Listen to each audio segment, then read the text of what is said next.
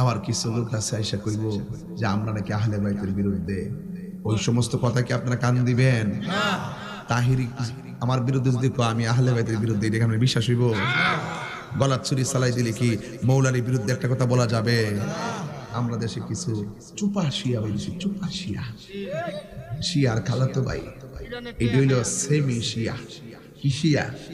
Semi শিয়া, যারা হযরতে আমিরে মুয়াবিয়া রাদিয়াল্লাহু তাআলা আনহুর বিরোধিতা করে। নাউজুবিল্লাহ কইতেন না? আমিরে মুয়াবিয়া রাদিয়াল্লাহু তাআলা আনহু তিনি একজন সাহাবী ছিলেন। কথা বলেন ঠিক কি না বলেন?